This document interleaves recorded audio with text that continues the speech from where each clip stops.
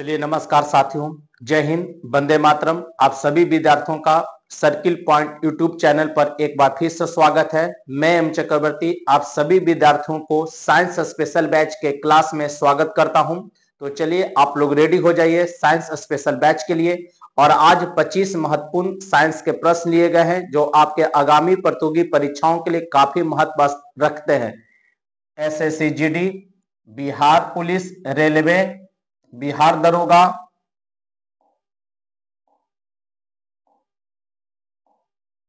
और सभी प्रतियोगी परीक्षाओं के लिए क्या होंगे, काफी महत्वपूर्ण होंगे। ठीक है, साइंस स्पेशल बैच का आज तीसरा हम लोग का क्लास है। ध्यान दीजिएगा, रेगुलर यह क्लास 3 बजे से चल रहा है। क्लियर है? तो आप सभी इससे जुड़े और ज्यादा से ज्यादा बच्चों के बीच आप इसे शेयर करें ताकि मैक्सिमम लोग इससे लाभ ले सके। अगर आपको आज का कंटेंट अगर पसंद आता है, बेहतर लगता है, तो लाइक करना आप लोग ना भूलें। लाइक करें, दोस्तों के बीच इसे शेयर भी करें। चलिए हम लोग बढ़ते हैं। आज अपने पहले जो प्रश्न लिए हैं आप लोग के सामने, वो ध्यान दीजिएगा। पहला प्रश्न कहता है साइंस स्पेशल बैच में, ध्यान दीजिएगा, circle point GKGS YouTube channel पर, इसी नाम से आपका यूट्यूब चैनल है, आप सर्च भी कर सकते हैं, सब्सक्राइब कर लीजिएगा। क्लास 3 का आज हम लोग का सवाल ध्यान दीजिएगा। विद्युत धारा को मापा जाता है। पहला सवाल पूछ रहा है विद्युत धारा को किससे मापेंगे, तो आमीटर से। किससे मापा जाता है? आमीटर से मापा जाता है। अगला क्वेश्चन है कार्य, ऊर्जा, ताप, समय, चाल किस प्रकार की राशि है? कार्य, ऊर्जा, ताप, समय, चाल ये किस प्रकार की राशि है? अदिश राशि है। किस प्रकार की राशि? अदिश राशि।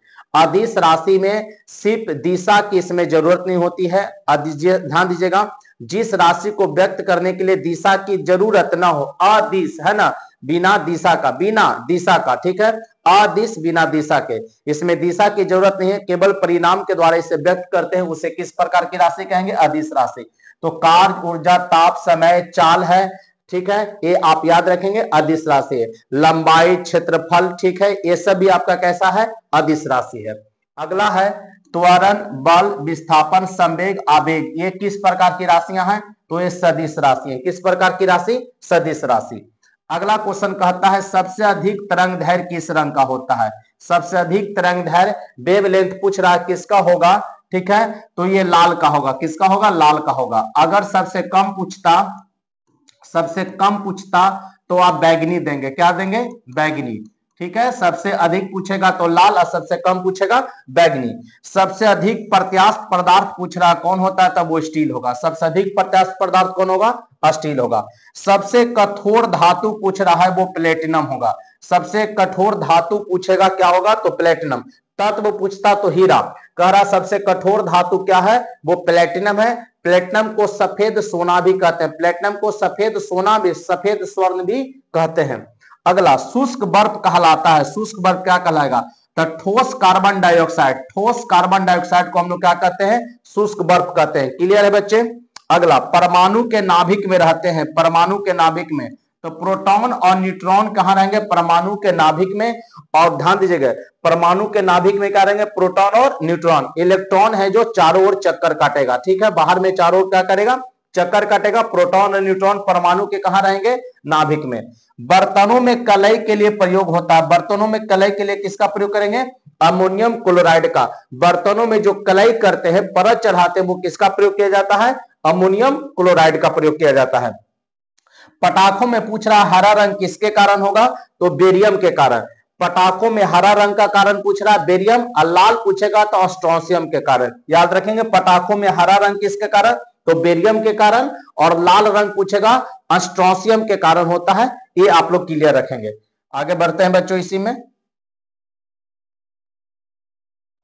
ध्यान दीजिएगा। अगला है नॉन स्टिक बर्तनों के परत बने होते हैं। नॉन स्टिक जो बर्तन होता है उसका परत किसका बना होता है? टेफ्लॉन का।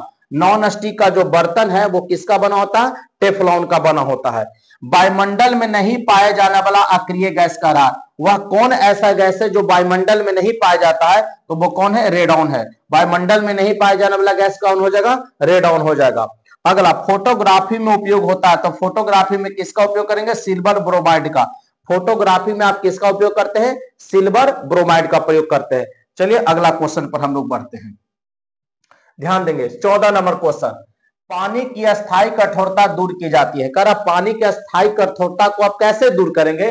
तो पोटेशियम क्लोराइड के द्वारा। किसके द्वारा? पोटेशियम क्लोराइड का प्रयोग करके पानी की अस्थायी कठोरता को आप दूर कर सकते हैं। अगला, लोहे को जंग से बचाने के लिए किसकी परत चढ़ाई जाती है?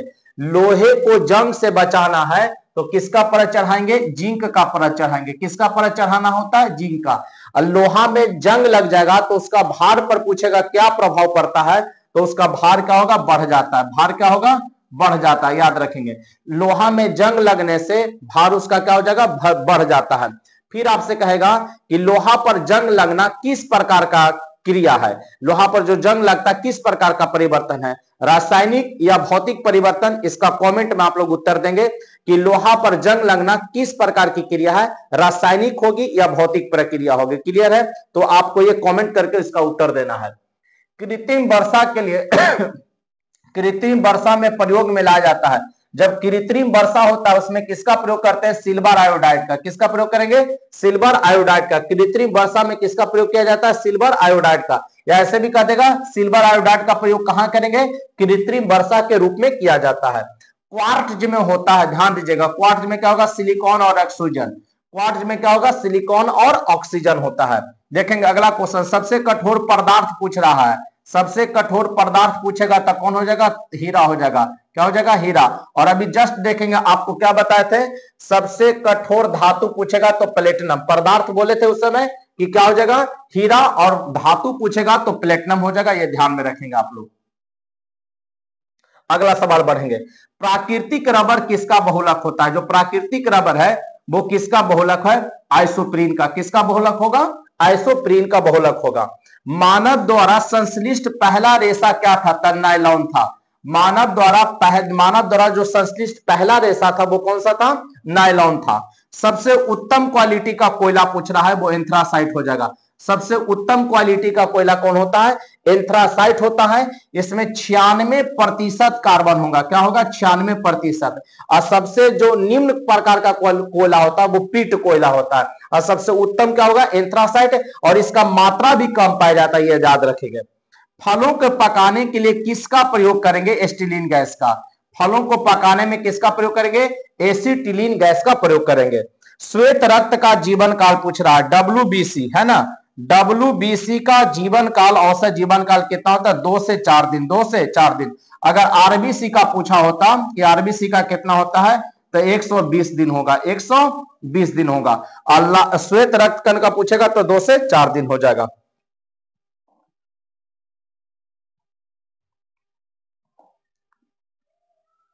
कैमरा, दूरबीन का लेंस, विद्युत बल्ब, धूप चश्मा में किस कांच का प्रयोग करते हैं? कैमरा, दूरबीन का लेंस, विद्युत बल्ब और धूप चश्मा में किस प्रकार का प्रयोग करते हैं?